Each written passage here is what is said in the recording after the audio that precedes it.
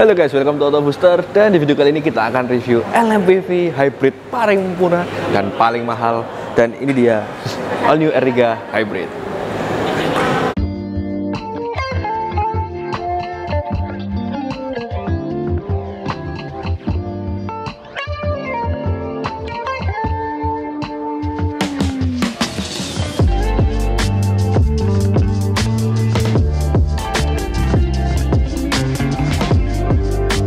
Dan ya, video ini disponsori oleh Suzuki UMC Ahmad Yani Surabaya.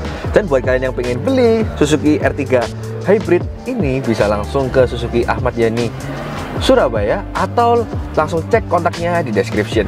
Dan ya, Suzuki R3 Hybrid ini bisa dibilang merupakan LMPV paling murah dan paling mahal karena memang tidak ada saingannya.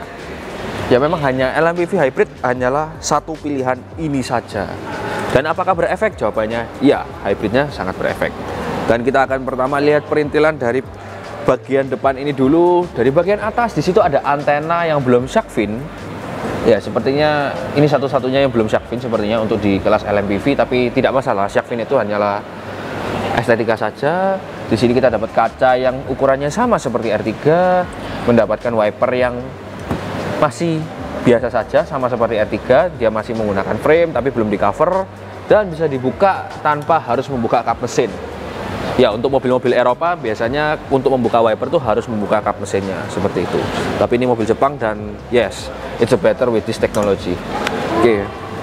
Terus di sini ada kap mesin yang masih sama dengan Suzuki R3 dan turun sedikit. Di sini kita dapat sebuah grill yang baru.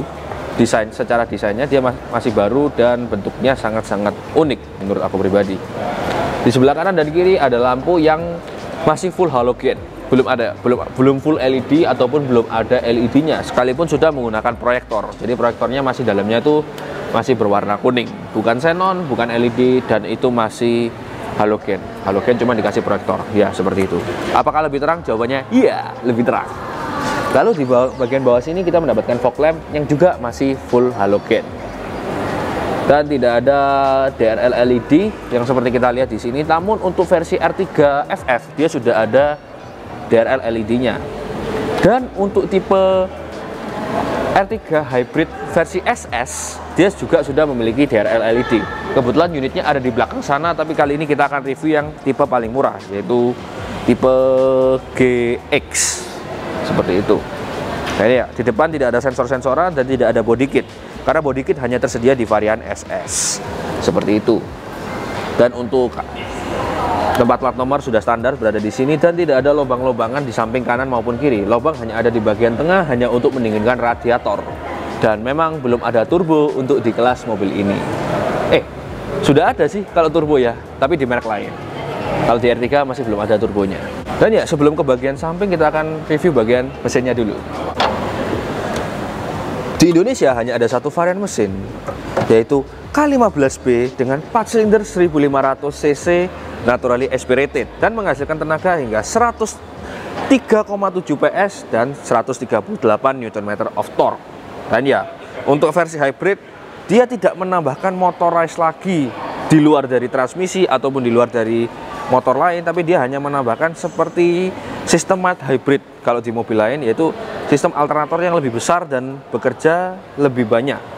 Dan itu membantu untuk berbagai macam hal, termasuk untuk starter mobil, termasuk juga untuk awal melajunya mobil, dan termasuk juga untuk deselerasi. Ya, memang bukan suatu sistem hybrid yang paling bagus, tapi ini juga sudah membawa dampak yang besar untuk sebuah mesin ini. Dan dampak yang paling besar itu terletak pada konsumsi BBM-nya, yaitu konsumsi BBM-nya sekarang untuk tipe manual dia mencapai 22 km per liter, sedangkan untuk yang versi Matic dia mencapai 19 km per liter, dan itu sangat-sangat besar sekali dampaknya jika hanya dengan menambahkan satu alternator yang lebih besar. Dan ya, itu efeknya sangat besar sekali. Dan sekarang kita akan lihat ke perintilan-perintilannya. Di sini kita mendapatkan kap mesin yang belum dicat sewarna dengan bodi. Dia memang sudah dicat, hanya cat dasar dan terasa halus walaupun belum sewarna dengan bodi. Di sini ada peredam yang tidak full, jadi hanya separuh ke bawah gini. Dan di bawahnya kita melihat semuanya tidak ada yang ditutup cover. Masih ciri khas Suzuki dan memang tidak ada yang perlu di coverin. seperti itu. Semuanya terekspos dengan terlihat dengan sangat-sangat ya apa adanya, seperti itu. Di bagian intake sini, intake-nya memang letaknya cukup tinggi. Di bagian samping kiri sini dia letaknya cukup tinggi, sehingga pasti dipastikannya bisa menerjang banjir yang tidak terlalu tinggi, seperti itu. Dan ya, memang terasa sedikit kosong untuk di bagian engine bay, tapi mungkin ini juga bisa menjadi safety factor, yaitu ketika tabrakan maka tidak akan langsung impact-nya terkena oleh mesin, masih tertahan oleh celahnya di sini. Oh ya, untuk transmisi di Indonesia hanya ada 2 varian transmisi, yaitu 4-speed automatic dan 5-speed manual. Sedangkan di negara lain itu ada varian pilihan transmisi lagi, yaitu 6-speed manual, 6-speed automatic. Dan untuk varian mesinnya, selain yang mesin 1500 di luar negeri, ada juga varian mesin diesel yaitu 1200 dan 1500. Dan dua-duanya sudah menggunakan turbo untuk yang varian diesel. Sedangkan di Indonesia varian diesel tidak dimasukkan. Seperti itu. Dan ya, memang dibandingkan dengan kompetitornya, mesin yang ditawarkan oleh Suzuki ini tidak termasuk besar, tapi kebandelannya memang sudah terjamin sejak dulu kala. Kita akan lanjut ke bagian samping. Oke, di bagian samping pertama di sini kita mendapatkan fender yang desainnya masih khas R3. Tidak terlalu banyak muluk-muluk desainnya. Di sini ada beberapa garisan awal untuk ke garisan tegas bagian tengah dan belakang, dan ini masih tergolong sangat-sangat elegan. Dan untuk mobil R3 ini yang aku mention dan aku paling suka adalah catnya, karena entah kenapa pernisnya itu sangat-sangat bagus sekali, metaliknya itu. Di situ yang aku paling suka ya, terutama kalian tahu bahwa R3 sekalipun bukan yang hybrid itu merupakan LMPV paling murah di Indonesia. Ya, seperti itu. Dan ya, kita akan lanjut ke bagian bawah sini. Di bagian suspensi untuk depan sudah independen dengan McPherson, dan belakang masih menggunakan torsion beam. Itu basic banget di kelas LMPV, semua juga menggunakan metode yang sama atau teknologi yang sama, seperti itu. Oke, di bagian dalam di sini memang untuk fender linernya dia masih menggunakan bahan plastik dan tidak full kanan kiri, jadi ada beberapa bagian yang tidak tertutupi, dan yang bagian tidak tertutupi chassisnya ini sudah di finishing dengan finishing untuk anti karat, seperti itu.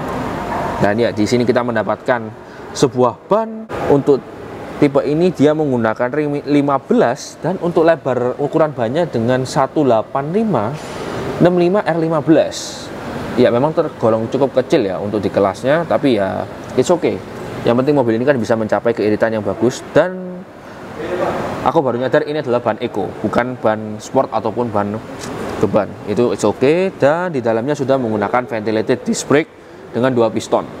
Memang tidak dijelaskan di atas paper berapa piston yang digunakan dalam rem ini, tapi secara sekilas dia terlihat seperti 2 piston, dan itu sangat-sangat basic. Di sini sudah ada mudguard, dan ke bagian sini kita dapat spion yang dia sudah auto retract. Ketika dikunci mobilnya, dia akan otomatis menutup sendiri. Tapi ketika dibuka, dia tidak membuka. Tapi nanti ketika kita menyalakan aki, maka secara otomatis dia akan terbuka secara sendirinya untuk mirrornya ini, seperti itu. Dan ya, kita akan lanjut ke bagian tengah ini, bagian pintu depan. Bagian pintu depan belum frameless, biasa memang belum ada yang frameless. Dan untuk bodi di sini ada garis tegas yang lanjutan dari bagian depan sampai ke tengah sini, dan bagian bawah sini desainnya sangat-sangat elegan, manis banget desainnya. Dan untuk body kit belum ada side skirt karena memang itu hanya ada di tipe SS. Jadi bedanya dengan tipe SS itu adalah body kit depan, samping, belakang, dan spoiler. Bedanya untuk tipe SS seperti itu. Oh ya, sama TRL. Jadi untuk tipe yang ini memang belum ada body kitnya, tapi sudah keyless entry. Untuk di bagian depan saja, kanan kiri. Dan keyless entry-nya dia itu belum menggunakan handle di sini, jadi masih single button aja. Ya, masih single button aja. Ya, itu mungkin bisa jadi improvisasi untuk facelift ke depannya, supaya keyless entry-nya dia itu bisa masuk juga melalui sensor di gagang sini. Oh ya, by the way, buat kalian yang belum lihat kuncinya itu seperti ini. Kuncinya sama R3 hanya berbeda dikit, yaitu berbeda letaknya pada perwarnaan di backgroundnya logo Suzuki, yaitu berwarna biru, menandakan bahwa ini adalah mobil hybrid. Dan di baliknya di sini ada tombol lock dan unlock. Itu saja, tidak ada auto-auto untuk tombol lainnya. Oke, kita akan lanjut ke bagian samping pintu belakang sini. Pintu belakang masih mendapatkan warna yang sama dengan yang pintu depan, pasti. Dan untuk di bagian belakang sini gagangnya masih belum keyless entry dan masih belum frameless. Ya, memang di kelasnya belum ada yang windownya frameless seperti itu. Dan di bagian fender belakang, terutama untuk di bagian tangki bensin, di sini kita mendapatkan tangki bensin yang ada beberapa tulisannya, yaitu unleaded fuel only. Dan ya, tidak ada penulisan berapa ron konsumsi BBM-nya ini, tapi mungkin kita bisa mengeceknya di buku manual untuk berapa ron yang boleh dipakai di mobil ini. Tapi untuk beberapa user yang aku udah wawancarai, mereka yang menggunakan Pertalite itu mobilnya masih fine-fine saja, tidak mengalami klitik atau apapun itu. Tapi memang performernya jelas lebih bagus ketika menggunakan Pertamax untuk bahan bakarnya. Oh ya, salah satu hal yang perlu dimention itu adalah bagian sini ini sudah dicat sewarna dengan body, walaupun belum dipernis dengan finish, tapi sudah ada kemerlap-kemerlip metaliknya. Dan akan kita tutup lagi. Ya, memang catnya ini sangat-sangat bagus sekali ya. Aku suka catnya Suzuki ini. Dan kita akan lanjut ke bagian bawah sini, masih memiliki velg dan ban ukuran yang sama seperti di depan dengan ban 185/65 R15. Tapi remnya dia masih menggunakan rem trommel, dia belum menggunakan rem cakram. Memang di kelasnya hanya ada satu mobil yang menggunakan rem cakram, dan itu ada di merek sebelah, bukan di merek Suzuki, seperti itu. Dan ya, untuk bagian inner sini, fender dia menggunakan bahan plastik, bukan menggunakan bahan karpet atau kain. Memang untuk peredaman lebih bagus bahan kain atau karpet, namun untuk durabilitas bahan plastik ini dinilai lebih durable, seperti itu. Di sini sudah ada mud guard dan kita akan lanjut ke bagian belakang. Oke, di bagian belakang sini kita melihat di bagian atas belum ada spoiler, dan ya memang itu spoiler hanya tersedia di bagian di Type R3 Hybrid SS. Dan di sini sudah ada High-mount stop lamp dan sudah ada kaca belakang dengan defogger yang lengkap, plus sudah ada wiper dan ada washer. Dan di bagian kanan dan kiri kita mendapatkan sebuah lampu yang memang belum full LED. Untuk lampu kota sudah LED, lampu rem sudah LED, namun untuk lampu mundur, lampu sen dia masih belum LED. Dan di sini ada reflektor. Unik banget, reflektornya taruh di sini seperti itu. Dan salah satu improvisasi desain yaitu bagian ini. Di sini ada chrome yang membawa kesan manis terhadap mobil ini, dan kita turun sedikit lagi ada logo Suzuki, ada handle pintunya, dan handle pintunya sudah ada button keylessnya di bagian kanan dari handle. Ini sudah ada button keylessnya. Ya, nggak membuka. Seperti itu. Ya, ternyata setelah aku coba lagi barusan, untuk sistem keyless dari Suzuki ini dia sistemnya unik. Jadi setiap button itu hanya membuka untuk satu pintu. Jadi contoh, misalkan kita membuka keyless dari sini, maka pintu bagian depan kanan kiri tidak akan terbuka. Tapi kalau kita membuka di bagian kanan keylessnya, maka yang kiri tidak akan terbuka. Begitu juga seperti yang di bagian kiri, ketika kita buka keyless dari bagian kiri, bagian kanan tidak akan terbuka. Ya, salah satu fitur safety walaupun tidak semua orang menyukainya. Seperti itu. Dan ya, pintunya masih manual dan sudah ada hidrolisnya, memang sudah ada pegasnya. Dan di bagian bawah sini kita mendapatkan dua sensor dan belum ada kamera mundur. Tapi kamera mundur sudah tersedia di Type SS. Dan di sini terlihat seperti ada alat diffuser, tapi ini hanyalah hiasan, bukan diffuser asli. Karena diffuser yang asli dia harus benar-benar sampai menutupi atau mengcover bagian bawah mobil, sedangkan di sini tidak, dan sudah ada ban serep di bagian bawah sini seperti itu. Oh ya, sudah ada spotlightnya juga di sini warna merah. Dan kita akan lihat cek ke bagian bagasi belakang. Di bagian belakang sini pintu sudah ditutupi oleh cover plastik dan sudah dicat sewarna body walaupun belum dipernis secara finish. Dan tidak ada lampu belakang. Ya, tidak ada lampu belakang di bagian belakang ini. Dan lampu hanya ada di bagian tengah dan di bagian depan mobil. Oke, untuk yang kita lihat sekarang ini adalah posisi ketika kursi belakangnya sedang ditidurkan. Jadi kita mendapatkan bagasi yang cukup untuk membawa 2 golf bag atau bahkan lebih kalau mau ditumpuk-tumpuk. Dan untuk secara untuk koper cabin kita di sini bisa memasukkan secara satu baris saja ya, tanpa ditempuk itu bisa memasukkan hingga 4 koper cabin. Sedangkan kalau ditempuk dia bisa sampai 8, seperti itu. Dan untuk di bagian sini, ya ini masih ciri khas R3 banget. Kita dapat kompartemen tambahan di sini dan ini bisa dicopot seperti itu. Dan ya, surprisingly ini bahannya bagus banget ya, walaupun plastik tapi terlihat sangat-sangat rigid seperti itu. Dan ya, kursi belakang ini bisa diberdirikan dengan menggunakan tali yang di sini kita tarik, dan ya, kursi belakangnya sudah bisa berdiri. Dan ketika diberdirikan maka kita hanya bisa membawa 2 koper cabin seperti itu. Dan ini masih bisa disandarkan. Nah, untuk menidurnya kembali kita harus menggunakan button di bagian kiri ataupun kanan dari kursi ini. Tidak bisa menggunakan tali di sini. Jadi tali ini murni hanya untuk menarik kursi ini seperti itu. Dan ya, bagian eksterior sudah, kita akan lanjut ke bagian interior. Ditutup secara manual. Oke, kita lanjut ke bagian interior.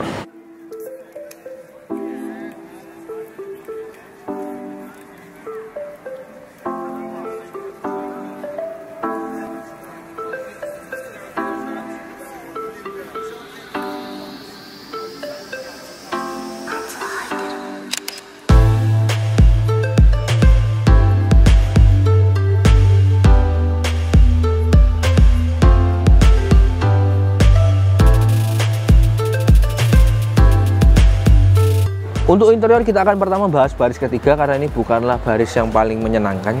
Dan untuk masuk ke baris ketiga ada 2 cara, yaitu menggunakan 1 button di sini, bukan 1 button, 1 tuas. Dan kita bisa mendorongnya secara manual. Atau ada cara kedua, yang mungkin kalian memiliki badan ukurannya lebih tinggi, itu bisa menggunakan tuas di bawah sini untuk menyandarkan penuh, untuk melipat penuh kursi tengah dan mendorongnya secara manual juga menggunakan tuas yang ada di bawah. Wah, kursi ini memang terasa berat. Dan kita akan masuk ke bagian belakang. Wah, jadi ya, sekarang kita sudah berduduk di bagian belakang. Dan aku baru mention ternyata fire extinguisher atau pemadam api itu berada di bawah kursi tengah, yang dimana ini juga tidak terlalu mudah untuk diambil. Jadi seperti itu. Mungkin Suzuki bisa meletakkan posisi yang lebih mudah lagi untuk diambil di posisi lain. Dan ya, mobil ini first impressionnya terasa sangat-sangat gelap, bukan karena desain pintunya ataupun desain jendelanya, tapi memang karena sudah menggunakan kaca film dari brand Solarguard. Dan ini aku belum pasti ini dia menggunakan berapa persen, sehingga terasa gelap sekali berada di dalam ini. Oke, seperti itu. Dan ya, ketika kursi masih belum ditekuk atau belum dikembalikan posisi semula, secara default kursinya terasa sangat R3. Bukanlah yang paling nyaman, tapi cukup untuk perjalanan singkat. Untuk headrest bisa dinaikkan secara manual dan kita mendapatkan posisi yang cukup nyaman lagi. Untuk bagian atas ini, untuk tinggi saya 167 cm, masih aman dengan jarak sekitar setengah cm, masih aman, dan sudah ada seatbelt 3 titik. Dan untuk di bagian kanan dan kiri tidak ada output charger, hanya ada 1 cup holder di bagian kanan dan 1 cup holder di bagian kiri. Ya, sedikit sekali memang fiturnya. Dan akan kita coba untuk memundurkan kursi tengah ini. Dan ya, dalam posisi ini kita memang bisa mendapatkan kursi tengah yang sangat-sangat luas dengan luasan 1 jengkal, dengan posisi duduk di depan yang memang agak mepet. Tapi memang ini bisa di-adjustable untuk maju mundur kursinya. Kita akan contohkan dengan yang metode selanjutnya. Dan ya, untuk posisi normal sekalipun kita masih mendapatkan jarak segini atau sekitar 3 cm. Dan itu size yang sangat-sangat cukup sekali untuk duduk di belakang ini. Dan ya, duduk di belakang ini memang hanya ditakdirkan atau hanya didesain untuk 2 orang saja, tidak didesain untuk 3 orang seperti itu. Dan ya, sekarang kita akan duduk di bagian tengah. Oke, untuk duduk di tengah ini, secara tegaknya ini duduknya ternyata masih nyaman-nyaman saja untuk duduk di tengah. Apalagi sudah ada armrest yang akhirnya kembali ke R3 yang sebelumnya sempat dihapuskan dan sekarang sudah kembali. Dan menurutku ini merupakan fitur yang sangat-sangat penting untuk sebuah mobil penumpang banyak ini. Dan ya, ini sandarnya masih bisa disandarkan lagi sehingga kita mendapatkan posisi yang rebahnya normal dan kita mendapatkan jarak kaki yang sangat-sangat luas, sejengkal kayak gini. Dan itu masih bisa dimajukan maupun dimundurkan lagi. sangat-sangat fleksibel. Nah, sekarang kita akan lihat perintilan dari mobil ini. Pertama dari pintu. Pintu di sini banyak keras. Ada satu cup holder dan ada bahan yang empuk dilapis oleh kain, yaitu di bagian armrest ini. Handle pintu banyak plastik, tidak ada lapisan-lapisan logamnya, jadi tidak terasa dingin ketika dipegang. Dan di bagian sini ada satu output speaker. Jadi output speaker untuk di tipe GX ini hanya ada 4 output speaker karena memang tidak ada tweeter. Basic sih ya, untuk tipe entry level memang fiturnya hanya segini. Untuk di mobil-mobil lain pun juga fiturnya cuma segitu doang. Oke. Dan di bagian atas ini kita mendapatkan double blower yang sangat-sangat dingin, surprisingly dingin banget, cukup enak banget untuk suhu di Indonesia. Dan di atasnya headlinernya sudah dilapisi oleh kain yang basic berwarna beige, basic banget. Mungkin bisa kotor juga untuk headliner seperti ini, tapi mudah sekali untuk dibersihkan sebenarnya. Oke, untuk di bagian kayak kursi sini dia berbahan fabric biasa sekali, bahannya biasa, namun ternyata kalau didudukin itu ataupun digesek-gesekkan ke tangan itu terasa nyaman-nyaman saja. Dia terasa comfortable untuk di kelasnya, sekalipun bahannya biasa saja. Terus di sini kita ada kantong lagi, dan ada output charger di sini berbentuk cigarette lighting. Maksimal 120 watt. Ya, seperti itu. Dan untuk di bagian tengah sini, dia tidak ada tonjolan yang besar banget karena memang mobil ini hanya menggunakan penggerak depan, tidak ada penggerak belakang ataupun all wheel drive. Dan duduk di tengah ini surprising ini ternyata cukup nyaman. Walaupun bukanlah duduk yang paling nyaman, tapi untuk di kelasnya, duduk tengahnya ini tidak terlalu keras dan masih sangat-sangat convenient. Memang tidak ada armrest, jadi secara desain ini hanya ditakdirkan untuk, atau didesain hanya untuk anak kecil, tidak didesain untuk orang dewasa. Tapi sebenarnya nyaman sih, secara punggung maupun secara bawah sini dia tetap masih nyaman. Oke, karena kita sudah bagian tengah sini, maka kita akan lanjut ke bagian paling menyenangkan dari mobil ini, adalah bagian depan. Oke, ini adalah bagian interior depan dari mobil ini. Dan ya, ini adalah bagian fitur yang paling menyenangkan karena semua fiturnya yang lengkap itu berada di bagian depan. Dan ya, kita akan bahas perintilan dulu dari mobil ini. Pertama dari paling atas kita mendapatkan headliner yang warnanya sama pasti dengan yang bagian tengah. Dan sudah ada lampu yang memiliki 3 mode, off, door, dan on. Ya, sisa kanan dan kiri ini kosong, slot kosong. Dan di bagian kanan dan kiri sudah ada sun visor yang dimana mirrornya hanya ada di sebelah kiri dan tidak ada lampunya. Dan untuk bagian mirror sini sangat-sangat manual, tidak ada mode-modean di belakang mirror ini. Dan ya, terus di sini kita turun, kita dapat sebuah dashboard yang bahannya keras semua. Tapi entah mengapa aku merasa ini sangat cocok untuk iklim Indonesia, yang dimana iklim Indonesia itu kadang panas, kadang hujan, kadang semaunya sendiri iklimnya. Seperti itu, dan ini cocok untuk menahan iklim-iklim yang ekstrim seperti di Indonesia. Dan untuk di bagian bawah sini kita dapat output AC ada 4 biji, dan di tengahnya ada 8 inch entertainment system, sudah touchscreen namun belum ada Apple CarPlay maupun Android Auto. Dan untuk turun sedikit, di sini ada slot kosong dan ada emergency light, ada controller air conditioner yang sudah ada autonya. Tapi untuk pengaturan kipas, untuk pengaturan suhu hanya ada single zone. Jadi satu mobil ini suhunya hanya diatur oleh satu controller saja. Tidak ada dual zone, tidak ada triple zone. Dan di bagian kiri sini kita mendapatkan sebuah kompartemen yang cukup saja. Tidak yang paling besar maupun tidak yang paling kecil, dan belum soft touch. Belum soft opening. Seperti itu. Di bagian bawah sini kita mendapatkan USB dan aux, dan ada charging 12 volt dan 120 watt.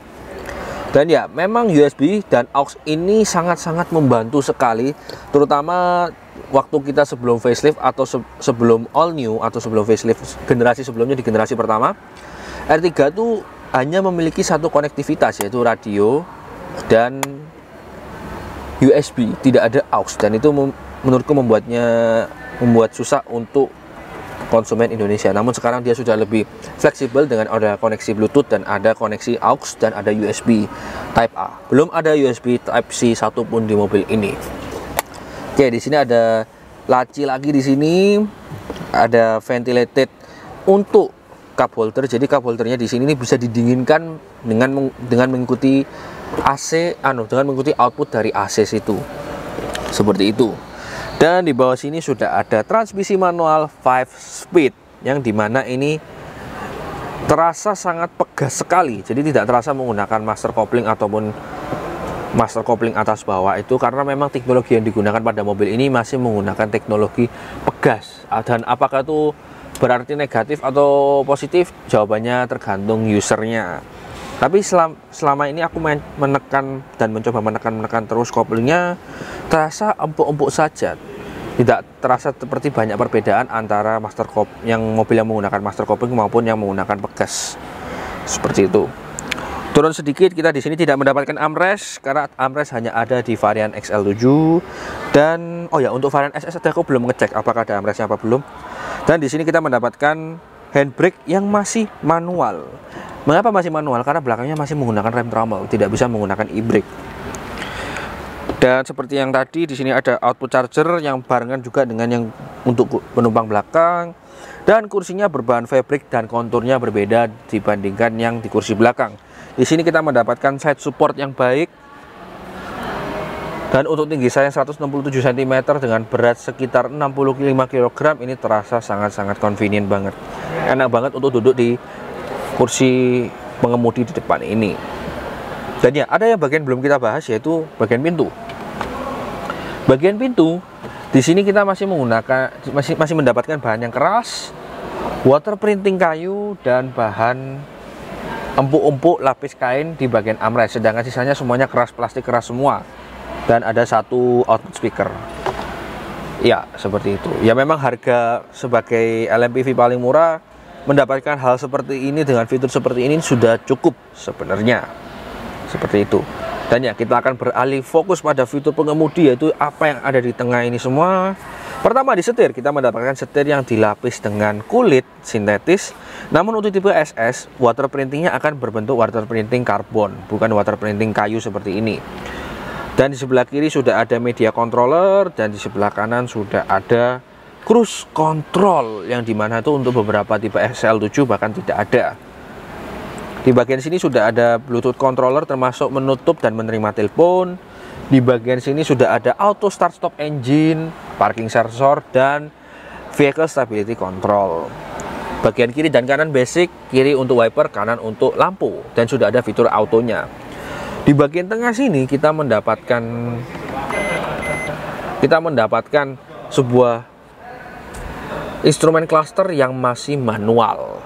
Masih manual semua, kecuali di bagian tengah sudah ada layar full TFT. Bagian tengahnya aja dia sudah TFT dan sudah full color, dan bisa diatur melalui button di sebelah kanan sini. Di sini kita bisa melihat konsumsi BBM, sisa berapa menit penggunaan mobil, driving time, jam, motion seperti G-force, torque and power, acceleration and brake, engine and motor, baterai. Ya, seperti itu. Dan untuk di bagian sebelah kiri ini hanya untuk trip A, B, C, dan total trip. Seperti itu. Ya, memang desainnya memang sangat-sangat manual, tapi entah mengapa aku juga merasa puas dengan harga segini. Terutama melihat desainnya tuh masih sangat-sangat elegan. Dan posisi untuk mati atau ACC on aja, ini semua indikatornya dibikin desainnya ke bawah semua, dan ini membawa desain yang sangat elegan menurut saya pribadi. Seperti itu. Dan untuk entertainment system dia sangat-sangat basic sekali. Dia hanya ada radio, Bluetooth, dan USB. Ya, hanya ada radio, Bluetooth, dan USB. Dan isi connection ini apa?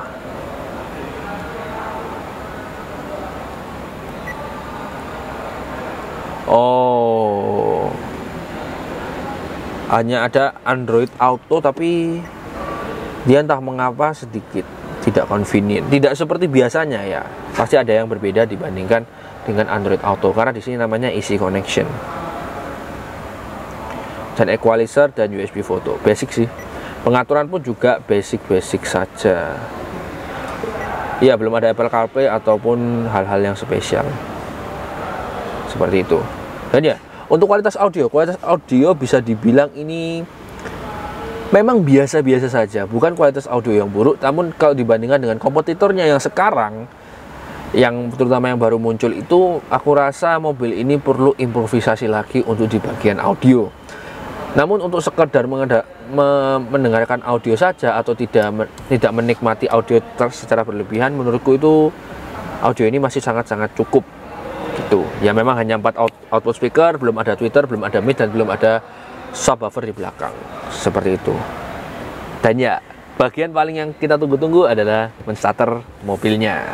Untuk tipe manual, ketika kita menggunakan start-stop engine seperti pada mobil ini, kita harus menekan kopling tanpa menekan rem dan mengepush start-stop engine.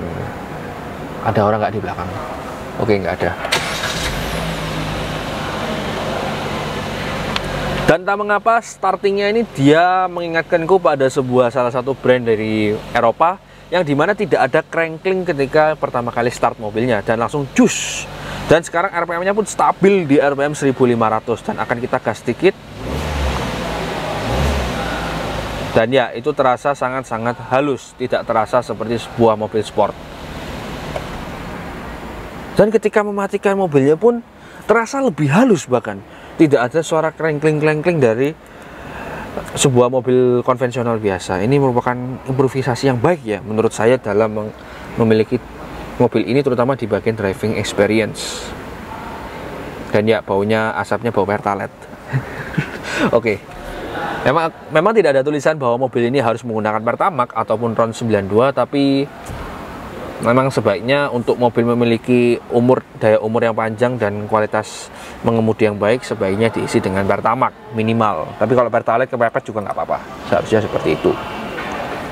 Dan ya, untuk beberapa bagian-bagian hidden gem atau Easter egg tidak ada. Hidden gem hanya ada di sini, yaitu penyimpanan koin di bagian bawah sini, dan tidak ada penyimpanan tersembunyi lagi di bagian bawah sini. Dan ya, untuk pengaturan setir dia hanya ada tilt steering, belum ada teleskop. Ya, memang untuk beberapa mobil di kelasnya sudah ada yang memiliki teleskopik, namun untuk mobil ini masih hanya menggunakan tilt steering dan belum ada per penahannya, dia langsung dicabut. Tidak ada fire extinguisher di bawah-bawah sini, dan ya hanya itu saja. Oke, sepertinya reviewnya sudah selesai, maka kita akan keluar dari mobil ini. Dan ya, menurut kami Suzuki R3 Hybrid ini mengingatkan kita kepada salah satu brand Eropa yang juga sudah menggunakan teknologi mild hybrid. Dan ya, mobil ini dijual dengan harga 270 jutaan untuk tipe ini yang paling murah, dan yang tipe paling mahal sekitar 290 jutaan. Dan menurut kami ini merupakan mobil budget yang dimana ini sudah memenuhi keseluruhan kebutuhan minim untuk mobil LMPV. Dan ya, menurut kami ini adalah mobil yang sangat-sangat worth it, terutama dibandingkan pesaing-pesaingnya sekalipun. Untuk R3 non hybrid ini sangat-sangat bagus, apalagi tipe hybrid ini sudah memiliki konsumsi BBM yang sangat-sangat bagus, 22 km per liter untuk tipe manual ini dan 19 km per liter untuk tipe automatic. Dan ya, kami mau mengucapkan terima kasih kepada Suzuki UMC Ahmad Yani Surabaya yang sudah nyediain unit ini untuk kita review. Dan ya, terima kasih sudah tonton video ini. Jangan lupa like, jangan lupa subscribe, and see you next time.